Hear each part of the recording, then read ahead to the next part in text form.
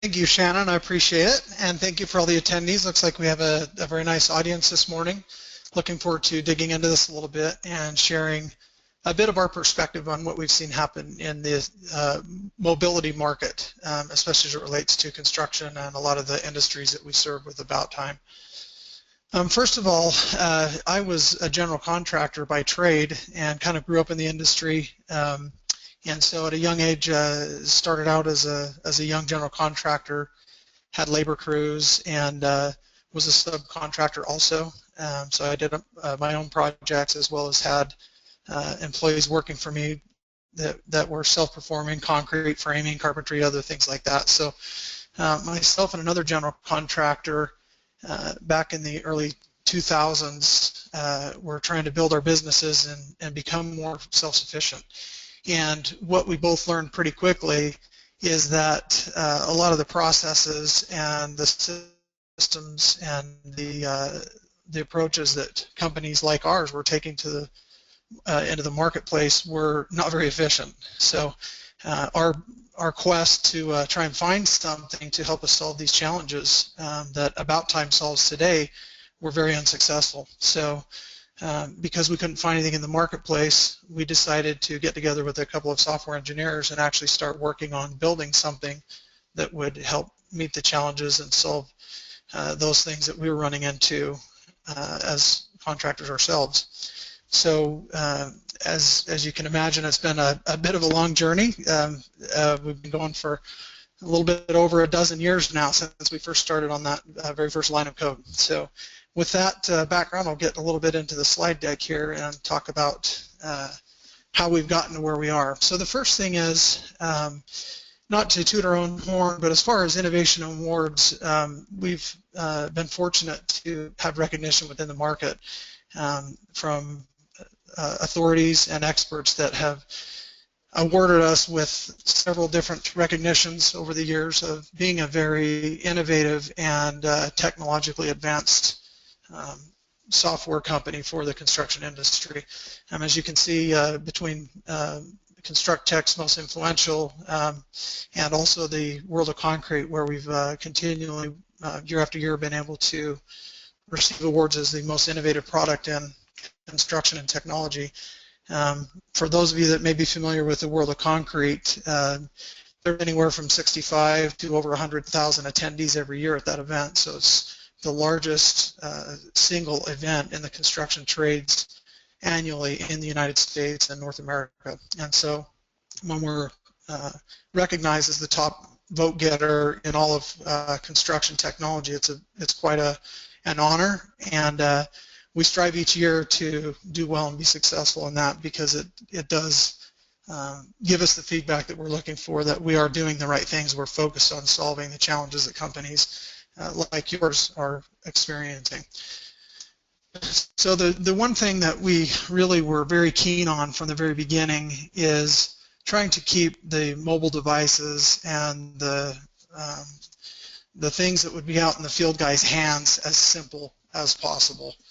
One of the early approaches that we took to solve this, we took digital images of an ATM screen and pulling $20 out.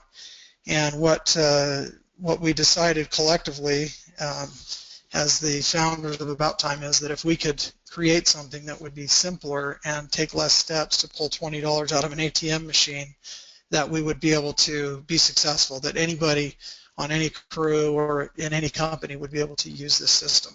And so while we've maintained that simplicity the best we can, we've really tried to deliver that power back to the office, as you see here, that companies need for their payroll and their job cost systems estimating and other products that they've got to feed data into. So hopefully you'll be able to derive from that not only what we've done over the past 10 or 12 years as it relates to this, but really what we're doing today to technologically solve as many of those challenges as we're running into with our customers and prospects.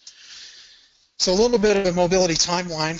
Many of you may recognize, and I remember my first boss in construction had the brick phone there to the far left, and they call it just that, a brick phone.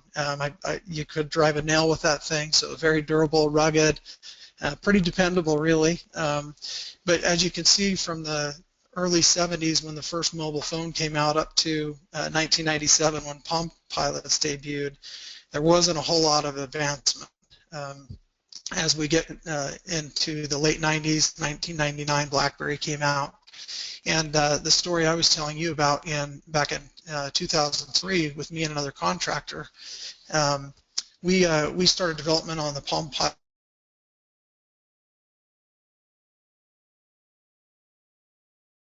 C platform. Time, our sync technology was a cable that went from the PDA, as they used to call them, personal digital assistant, is the technical term. We would plug the cable into a box or a computer, a machine. Wasn't even necessarily a server, and then that device would be able to synchronize what was collected on it into the software from there. So lots of advancements. After a year or two in the market, Bluetooth technology came online, and then after that we had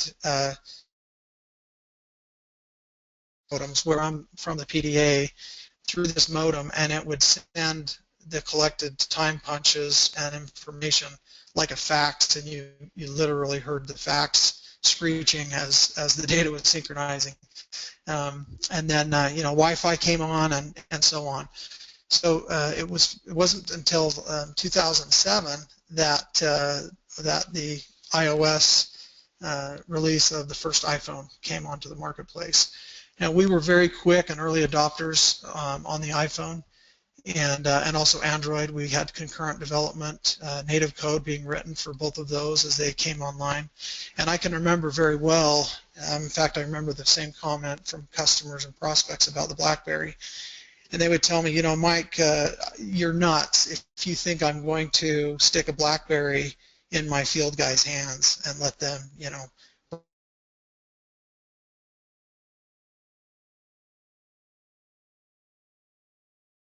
trench. Back were expensive, devices were expensive, they were hard to get, and the field, quite frankly, was not very tech savvy at all.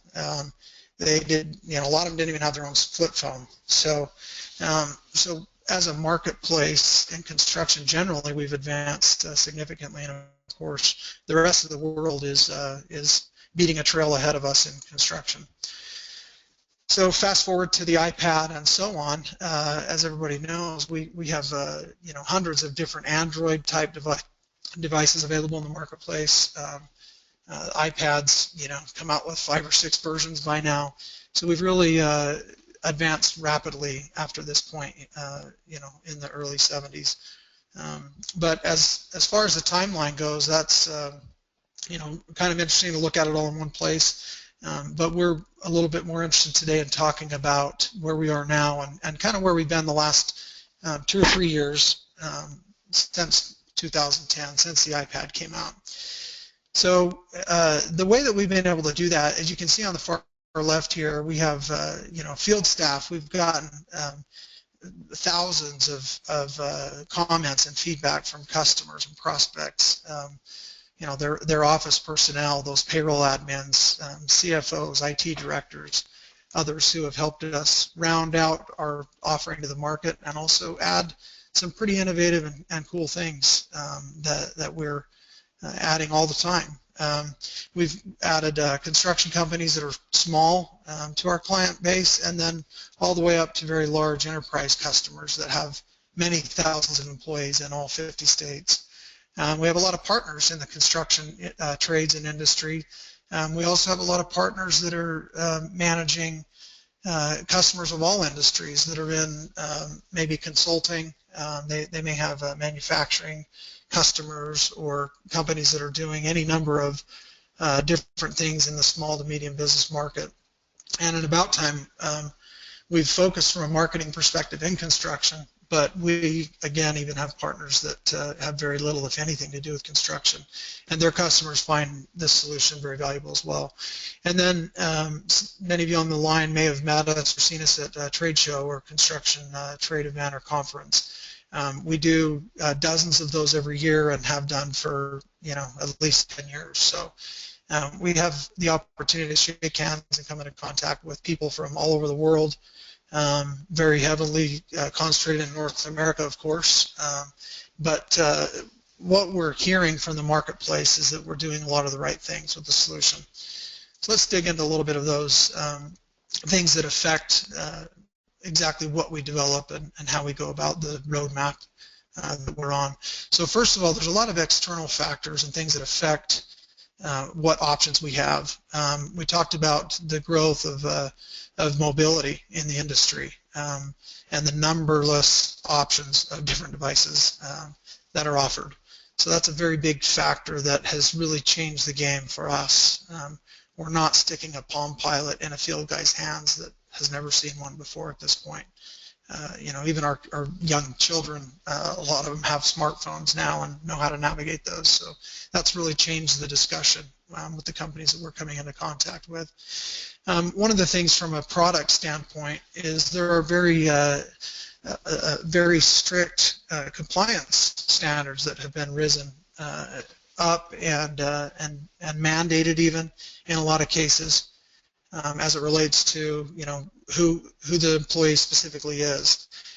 Some job sites that our customers are on, a signature isn't good enough. They want facial capture, or they want fingerprint. So there's different ways that AboutTime's been able to approach those things and solve those for customers that have that strict need. Data validation. So how we're really proving that this was not only the individual that logged this information, but the data really does belong on this site or this project. They really are working on this particular phase. So there's things that we've done to address that, and of course that drives workflow, how somebody would utilize the AboutTime system. Those are things that we've done historically, well over 1,500 deployments and implementations of the AboutTime product, and every company's a little bit unique. But in the end, they're really trying to do mostly a lot of the same things. They want to have efficient payroll. They want to collect things electronically, like forms or time information. They're all trying to manage assets and equipment. They're working on productivity and trying to get visibility that's real time from their production. So lots of different things that surround data validation that we'll get into specifically as we go through the presentation. Safety standards. There's compliance, in many states, and as well as many projects, OSHA, other regulatory arms that require safety meetings, toolbox talks, things that are actually logged and have to be validated and proved that they actually occurred. So we have a lot of customers that use AboutTime to log into a safety meeting, or that maybe sign a form that they attended a safety meeting. They may have to answer questions related to safety when they punch out at the end of the day. We'll get into some of those things as well. So lots of things that drive how we're managing these resources remotely. We talked a little bit about stringent payroll rules and things of that nature. We have companies that are really under the gun, especially like the state of California, very, very strict requirements.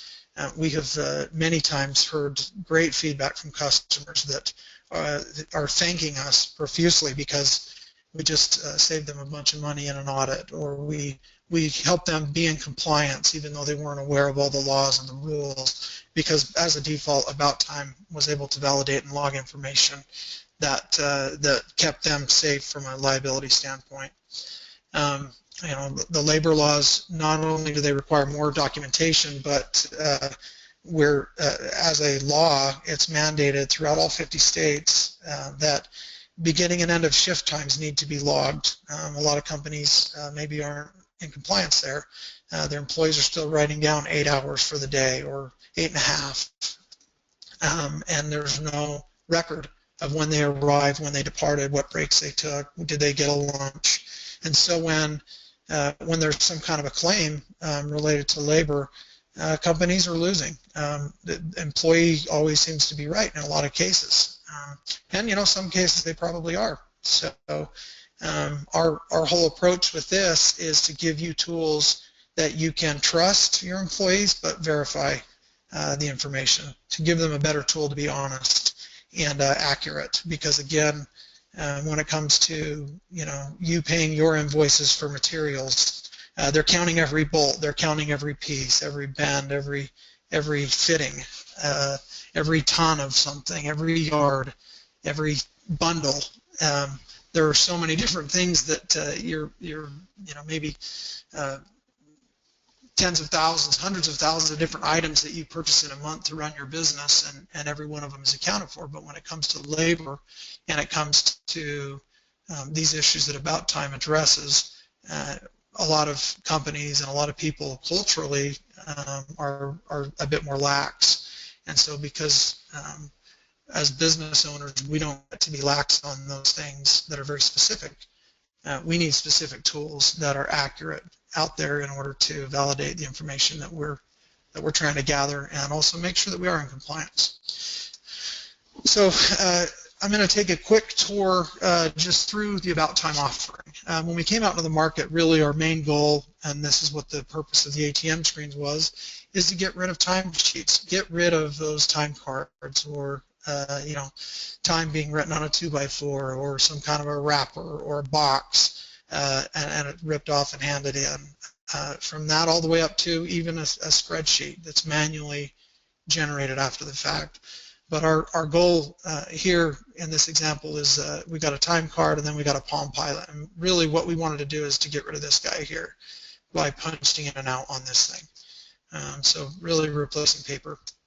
And then once we did that and we really got out in the marketplace, what we learned is that we needed something to directly feed what we collected here in this PDA into a payroll system or a job cost system. And so we developed an integration in order to feed that data over to your financial system. So this is really version 1. That was the goal: punch in, punch out, and get that data over to payroll. As we got into version 2, what we did is we enhanced the software, made it look a little prettier, a little cleaner, a little sleeker. But really, our focus was on live integration with accounting and payroll. So not just dumping data out of our solution, but having an interaction between the two software products. And what live integration means to us here at AboutTime and to our customers is really our database of our system talking to the database of your accounting or payroll package. And so we were very successful at doing that in most cases. Another thing that we did is we added crew clock in. So it wasn't just an employee pitting in for himself, but actually a manager or foreman here is able to log in for multiple people and pick who is on his crew that day. That was a very welcomed feature. A lot of companies wanted that, and so our second version allowed for that.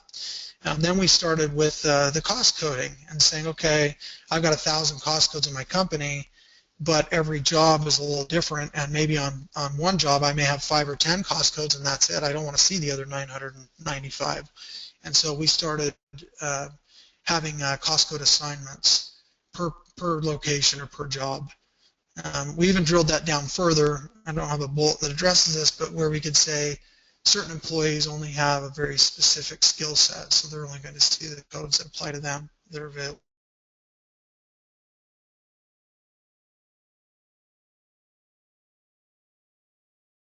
In the mid-2000s. Then we also added employee feedback. So, were you injured on the job today was a question that could be asked at the end of somebody punching out for a shift, or are you coming to the company Christmas party?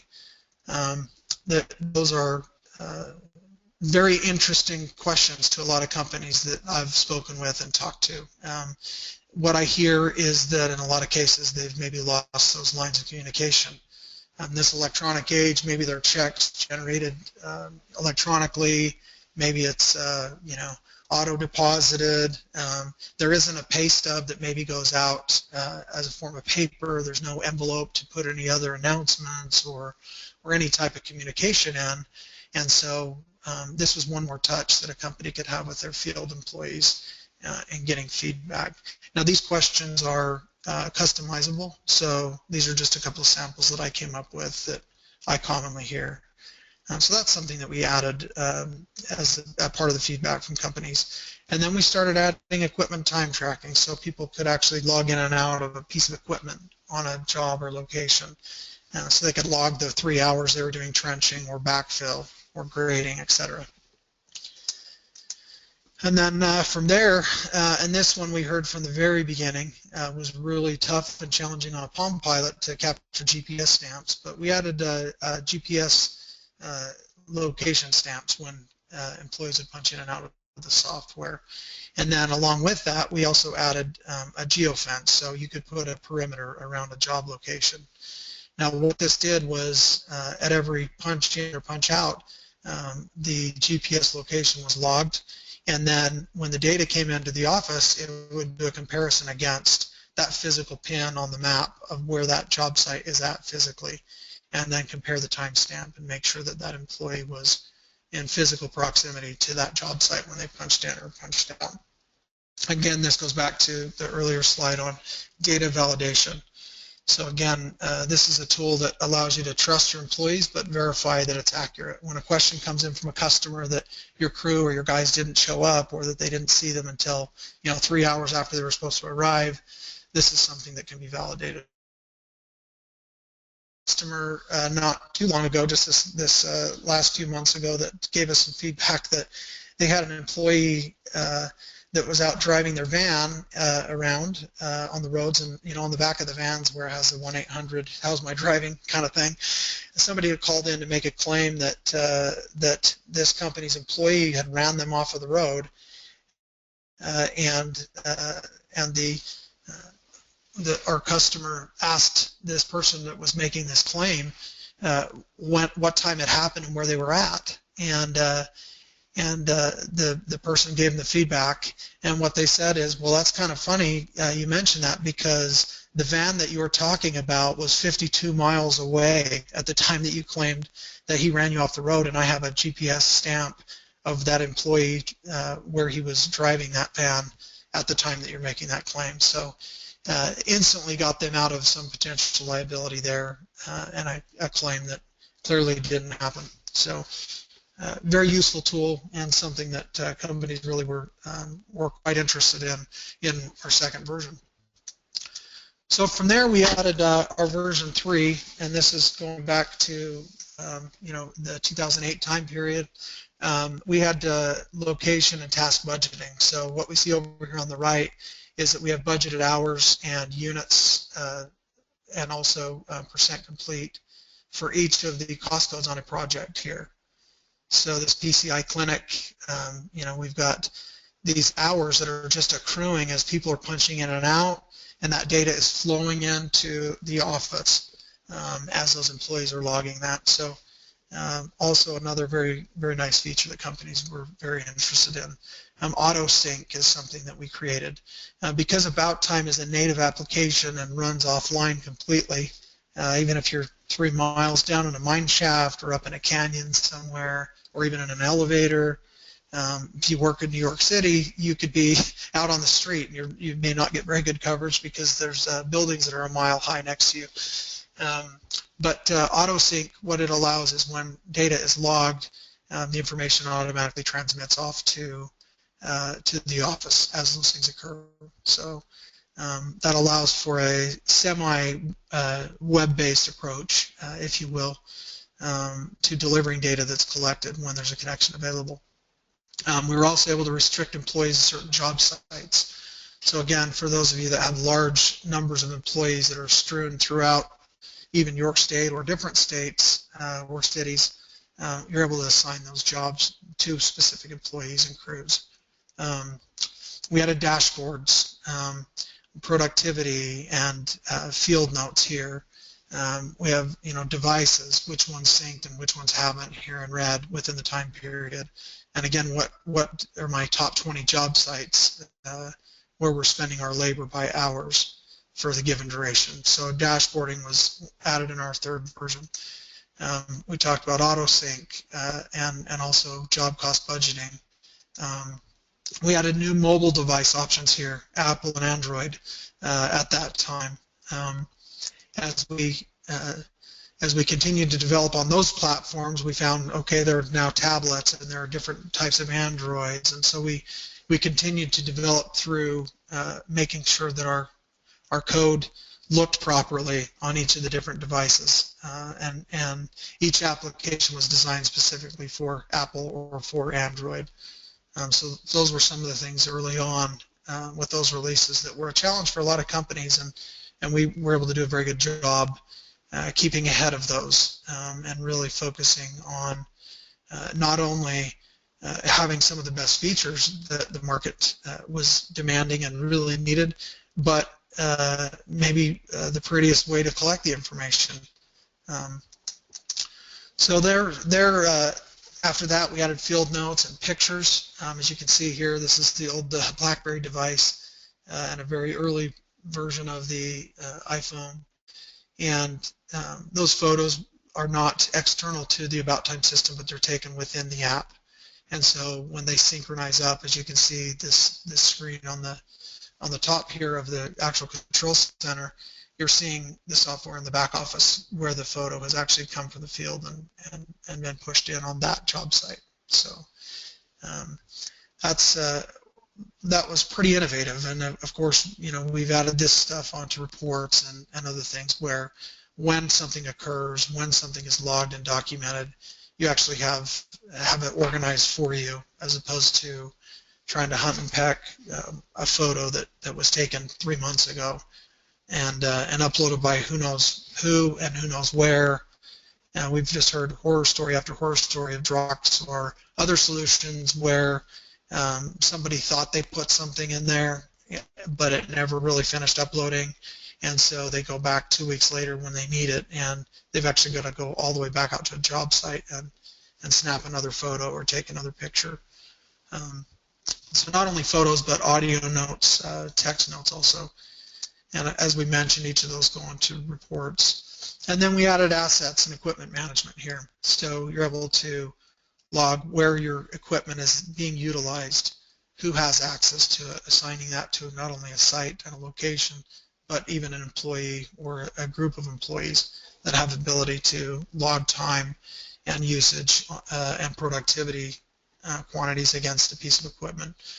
So a lot of advancements in version 3, as you can see, that we're not time anymore. We did really well at that very early.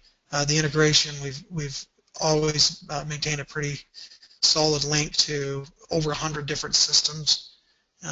But version 3 is really where we were able to come out and put a lot of features out that the market had a lot of pent-up demand on. So version 4, we upgraded our reports engine and portal, gave a lot more granularity to where reports could go, to who, what they would. As you can see, this is very specific where the reports are being generated for which location. And we built a whole engine to deliver those out to the field through a alerts and notifications engine. We also added custom lists, so if you were tracking Costco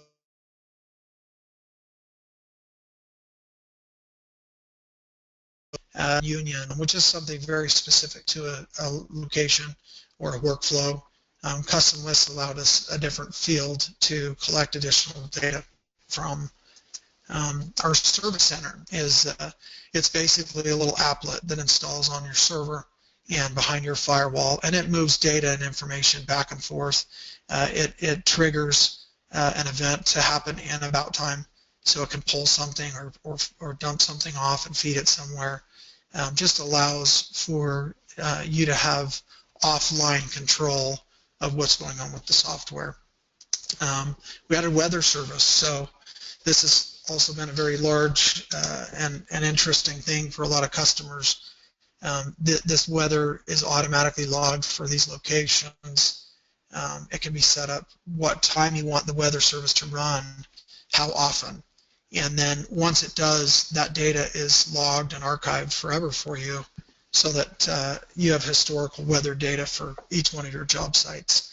And you can go back at any point and reference that in an organized and a very quick manner, in a matter of seconds, really. And then we also added digital timesheets, gave the ability to get and collect information like this in AboutTime after the fact. So it wasn't just punching in and punching out, but we had a lot of companies that said, my guys are 5 stages of scaffolding up, 50 feet off the ground, it's not very convenient for them to go find a form and then change their task or cost code. So we allowed for an after-the-fact method to record that time, maybe like they were doing on a spreadsheet before, but with all the integration and all the other options that were useful and powerful that AboutTime could deliver. So we also added Forms Express. This is one of our awards that we won for the most innovative product. So with electronic forms, we were then able to not only collect time and payroll information, but really any type of data that a company wanted to collect. And as you can see here on the left, here on the right-hand side of my screen, we have All-American Construction and kind of what their manual form would look like. And then on the right, this is what AboutTime delivers with the same signature, with the same data in a very clean and concise way. Now, not only can we collect this information, but as we've advanced this offering in Forms Express, we can export the data, get it off to a CSV or a spreadsheet, and do some things with managing that information. So it's not just in a data silo or trapped in a PDF. At the time, again, very innovative. There wasn't anybody in the market that we normally see at events or run into that were doing this with the other modules, with the other pieces of time and equipment tracking, photos, and other things. Forms could be filled out without a connection. Again, just like everything else in AboutTime, runs completely offline and without a web service or signal.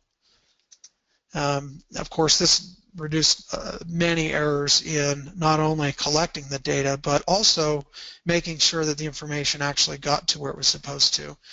We had one customer a few years back that actually told me directly that they were able to reduce $126,000 a year to their FedEx bill because of this type of functionality, because no longer were they printing and manually filling out, which was a whole other cost, but then they were overnighting and second day and ground shipping documentation from different job sites around the country back to their headquarters in Nashville, Tennessee. So a lot of savings aside from just generating the paper and the ink and these other types of data points that are a cost. But we're delivering the information not only accurately but efficiently, paperless manner. The bottlenecks. When you're filling out forms in AboutTime, one of the really neat functionalities is the employee can actually email the form right off of the device in the app to whoever they want. So their email or distribution list is available to automatically send that off. So of course it's going to synchronize and land in AboutTime also, but if they needed to send a form that was signed by a customer or an inspector or some type of manager or a job site owner, they could do that right there from their device without having to print or scan or mail or email or fax anything at all. And then, of course, the goal of all of it is to streamline not only the paper, but just the entire process that surrounds it. There was a study done a while back by the American Payroll Association. There's a lot of different interesting statistics with it. One being on-time employees that were turning in time or filling it out after the fact. There was a range from anywhere from 42 to 47 minutes a day of inaccurate time reporting. That's one big ROI factor, but as it relates to just dealing with paper, they said that it took about 8 minutes of the payroll admin's time to just deal with that paper, from the time it hit their desk till they actually punched something in, till they actually got done and put it in the other stack, and then went off and put it in a filing cabinet somewhere where it may never see the light of day again. It was 8 minutes. So if you've got 100 employees, you may have an 800-minute task ahead of you every time the timesheets come in. And this is a story that you all know quite well. And then, we talked about signatures a little bit, but this informs, these can be customized to any field type you want, and so you could have multiple signature lines here, and instead of having to print and physically get a signature and then scan it in somewhere in order to have it digitally, this is all done right there on the device out on the job site or on the location. So we also added, this was kind of an interesting advancement, emergency contact information. So we were able to tie that to an employee where a foreman or a manager, should there be an accident or something occur, we would actually have that information available, and they could actually look up on the device and get the information they needed in order to make that phone call or they're an emergency. Alerts and notifications, we talked a little bit about that. What that engine really does is says when something occurs, take that data and send it off to X, Y, and Z. And so also a very powerful tool. We had a webinar last year just about that product and spent about 45 minutes just talking about the capability there. And has been for many companies when you're approaching budget or when you're accruing totals that exceed the hours that you've estimated. Other things related to the data that's being collected. Auto send reports. We built an engine that you could say, okay, on Friday afternoon at 3 o'clock, send these daily job log reports from each job site that this foreman manages to him in an email.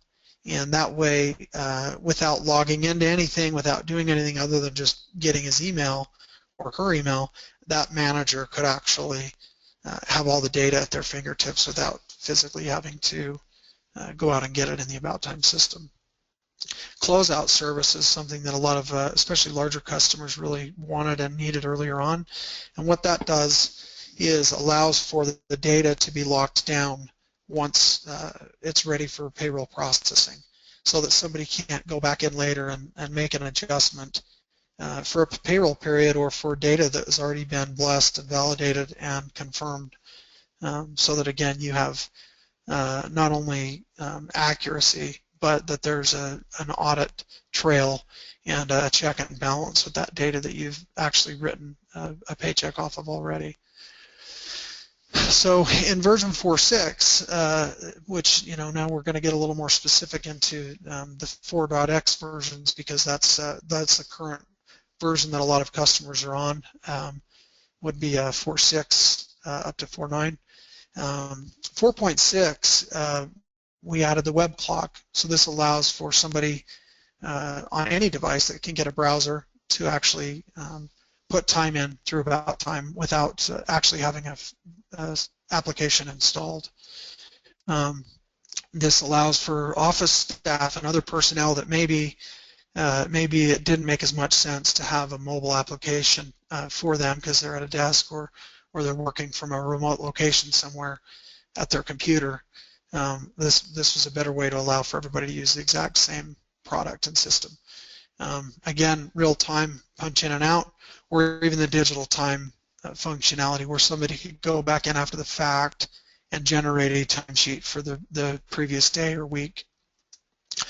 We also added along with that web approval, and what this allowed is for companies to have employees log in and look at timesheets that were collected through mobile devices and web clocked. So one consolidated location to approve and review time that had been logged and put in to the software. Another thing that we added, we changed up our pricing structure. And in most cases, this has been a savings for existing and also new customers. We added what we call a temporary employee license, and what that does is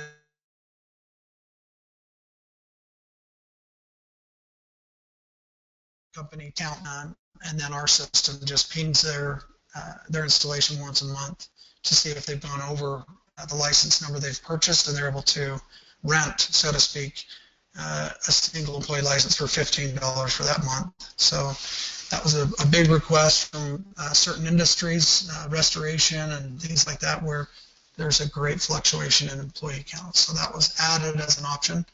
And then that also boded well for adding a true concurrent control center user. So this was rather than being a named user that needed to log in with a specific login, we're able to have the concurrent count in the system at any time with additional people registered and able to access it when those licenses are available. We also added a touch center software license to Android, iPhone. All those things were very, very, they were very, very limited early on. This BlackBerry device license was this much money. This iPhone, you've got those. You've got your Android. You have your touch center. What we did is we did away with each one of those licenses, so they're all free. Every application is free. It's a true free download, and there are no costs associated to an employee that may have multiple licenses. And one of the reasons that we did that, we're talking about this wave of mobility. Many employees have multiple devices. I mean, I have on my desk here my laptop, I have my iPad, I have my iPhone, I have an iWatch, an Apple Watch. I've got multiple devices. So companies, rightly so, did not want to buy multiple licenses from one single employee. So we felt like rather than penalize a company for using our software in multiple locations by the same person, that we would just lift the restriction and allow unlimited downloads. Web clock's the same, so every employee could have the application anywhere they wanted to grab it. And that's been widely embraced, and a lot of companies have appreciated that. Our accounting interface for CSV export, we no longer charge for that. The live integration is the only cost where we configure with your specific software system.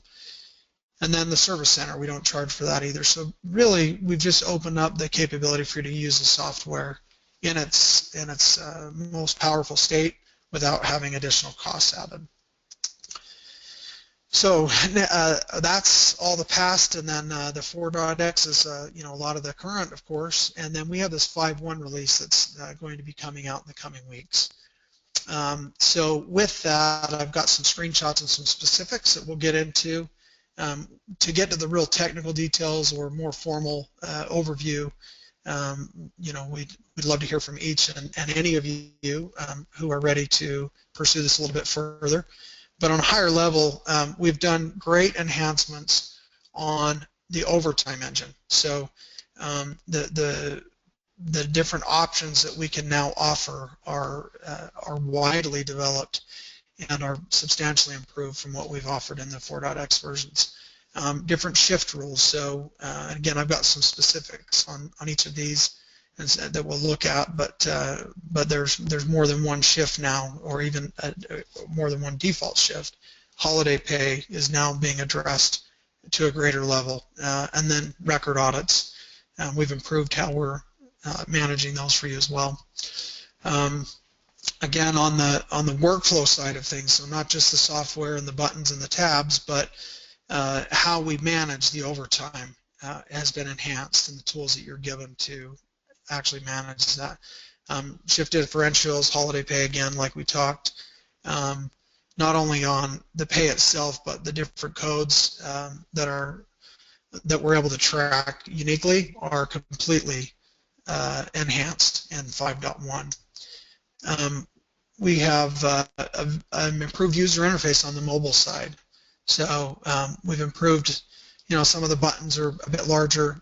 We've streamlined some things.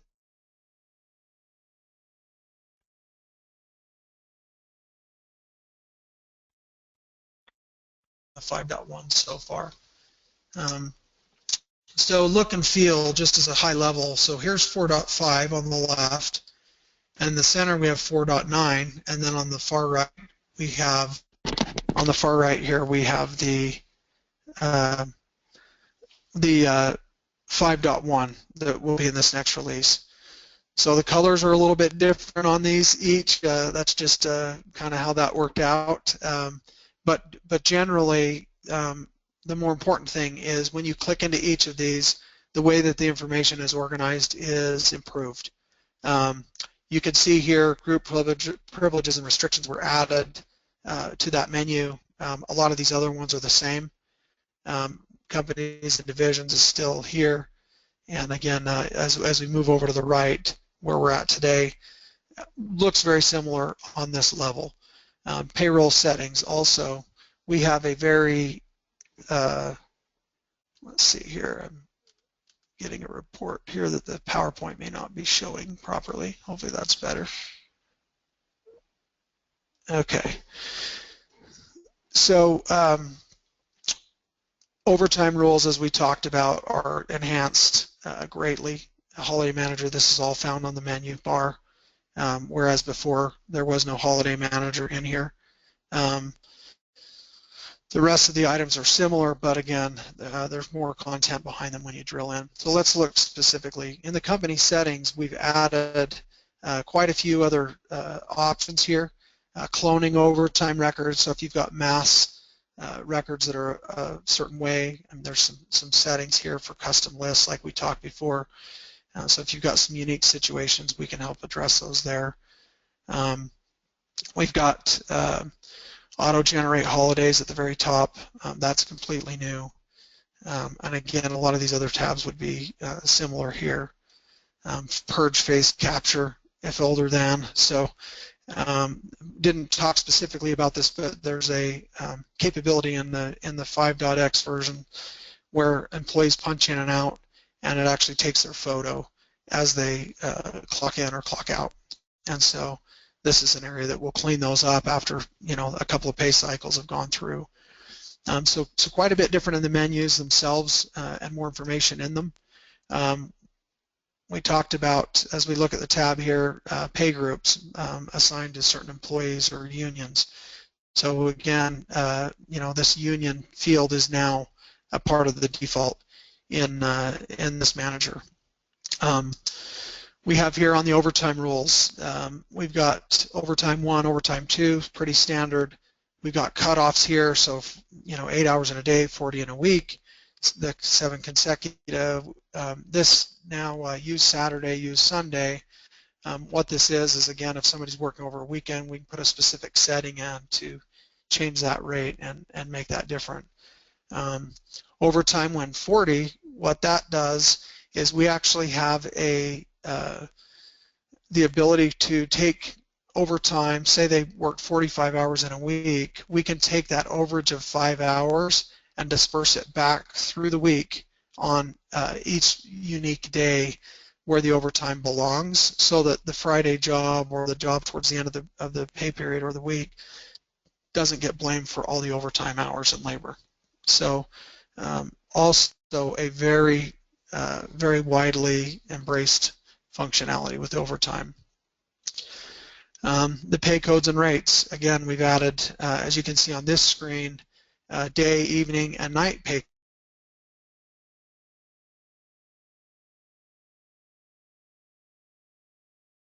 is another screen that shows some other settings as it relates to those. But this is greatly enhanced on the pay codes and rates tab that we looked at. So the particular pay codes can be assigned by groups or location, employees, again, employee union like we talked. So all these different groups can have their own specific pay codes. And then we can also have at the highest level a default pay code on the company level. And if one of these above is not met for some reason, it will just default to the company pay code setup, and you'll be in business. So again, a lot more granularity of the data. On the shift rules, day, evening, and night. So what we've done here is we have a start and a stop time for each shift in particular, and I can call this, you know, custom whatever I want. In Force, what this does is this this says I'm going to use this particular shift rule for this day if they're within this window, and if they're outside of that window, it's going to belong to a different shift. Now this minute float allows me to put a buffer around that time, so that if, so say somebody punches in at 5:57 and their default shift is this shift here, it's going to move that time to 6 a.m. So it's not going to allow them, if it's enforced, to log time outside of their particular shift window. And again, the float here allows for forgiveness or tolerance on those stringent time periods here. So a lot of companies have requested and are now enjoying on the beta side that functionality. We also have here on auto lunch, we can specify that at noon if we want, or a certain time. We can also say they've got to reach an 8-hour total for their shift in order to give auto lunch. Or if we want, we can take the auto lunch and just take it off at the end of the day instead of the middle of the day. What that does is that avoids disrupting whatever cost code or activity they were working on in the middle of the day. Maybe they took lunch at 1 o'clock. They normally take it at 11:30 a.m. The interrupt what they were working on in their standard lunch period, and then possibly blame their cost code on the wrong task. Holiday Manager, again, that's all new and added. So you can see I've got a few of these set up as a default. And again, we can get into more specifics for those companies that need this in their workflow. At a higher level, panning back out a little bit, so there's some specifics in the back end that we've done in the 5.1, but really another fascinating point, the mobile traffic, the use of data is unprecedented, as everybody knows. We have here, as of 2014, there was more data used than ever in the history of the internet before that. By 2019, we see here 291 times the amount of data traffic what we've got now. So this is all since really the internet came out in 2000. Another statistic, this I find very interesting, 4.3 mobile devices per person by 2020. And I talked about my Apple Watch, my iPhone, my laptop, and my iPad. That's 4 devices for me. But this is including every person on Earth. So even if they're at a village in Africa or anywhere, there's an average of 4.3 devices out in use for those individuals as well. Again, interesting statistic. 2014 to 2019, 10 times the mobile data traffic that there's ever been in the history of the internet. So we want to give you these tools not only that help you collect this information, but manage it and feed it where you need it to go more efficiently. So we're dealing with, productivity, what was produced, what was completed, by who, where's my equipment, what did they produce, where was it utilized, who had it last, where are my backhoes, where are my bobcats, where are my skid steers, where are my trailers, forms, where's all the data, where's everything that somebody filled out, where is my feedback, integration, feeding that off to systems that answer those questions for you in a real-time manner. And of course, time as a default is just something that we do better than anybody else. We talked about the big buttons. We're running here up against the top of the hour, so I'm going to go through these a little bit quickly. A lot of them are a little bit of a review, so you can see these larger buttons on an iPad or an iPhone. We're going to try and accurately track this labor. That's really the main focus of AboutTime and its inception. We want accurate data. We want to reduce that payroll processing time. We want to get rid of those errors. We want to substantially decrease the cost going out as it relates to managing this data and information. One very quick story I actually just heard this morning. I got an email from a customer. They did a little bit of analysis. They've only been on AboutTime for less than half a year, and they were able to reduce their total labor cost by 7%. They had 500 employees when they started with AboutTime. They're now over 800 employees. They actually were able to reallocate 2 of their payroll people to HR and other positions within their organization, and reduce the count of 4 people doing payroll for 500 employees down to 2 people. And so they've almost doubled the labor force, and they've been able to manage it with half of the effort. And so very substantial savings, not only financially, but just from a labor and effort standpoint. We got different workflows that allow for those things to happen. Logging in and out, different job sites, different locations. So these are all things that we're doing very well in this 5.1 version. We've done a lot of this stuff historically pretty well. We've stayed ahead of the market, we feel, in most cases from a mobility standpoint. But the goal in each of these areas is to increase productivity. And that's not just job productivity, but that's all of your people. Not only, what did they produce, when did they produce it, how much did they produce, but how did they do against the budget? How are they running today on a Wednesday for the week? Where are we looking to land by Friday? Rich media is, photos, video, audio. We're capturing that type of information out in the field every day and helping companies manage their labor because of it. So that kind of concludes the slide deck side of it. I think just to wrap up before I turn the questions over to Shannon and the team, AboutTime, we're innovators. We're pioneers in the industry. We've been doing it longer than anybody. We invented stuff that didn't exist before.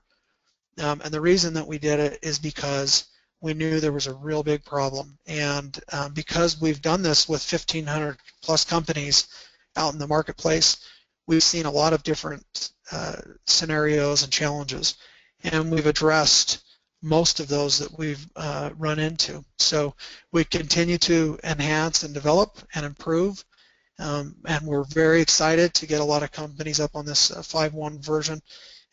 We have a lot of confidence in it. It has been, just for everyone's information, it has been in beta testing for over a year solid. So we have the best software we've ever turned out in this release, and we're really excited about it and anxious to have you have the opportunity to enjoy it. So with that, I'll turn it back over to Shannon. Okay, Mike, we have a question. Let's see. It looks like they were looking to see, is it possible to have a physical time clock at the office that interfaces with the software? Interfaces with what? I'm sorry, Shannon? That interfaces with the software. Yes, it is. There are, in fact, we have one in our office here. We've got just a cheap tablet that sits back next to the copy machine, and employees can punch in and out right there. Historically, we've had a fingerprint reader. That's not a simple clock, but that's one method.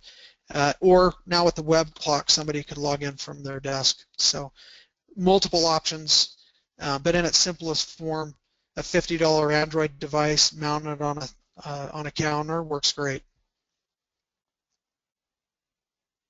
Okay, and then we have one other question. How exactly does the GPS work with AboutTime? When does it record my employee's location? Okay, so what happens is every time an employee punches in or out on a mobile application, it logs where they're at. What that does is stores with the time record, and when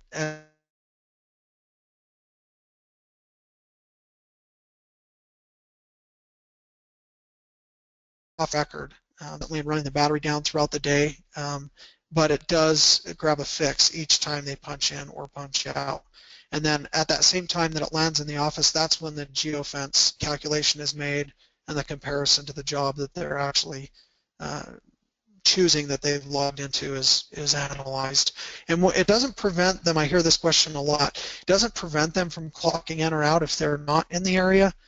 If they didn't get a good signal, or it's cloudy, or they're somewhere where they can't get the signal, we don't want to prevent them from logging in, obviously, and have that HR issue. So we always let them log in and out.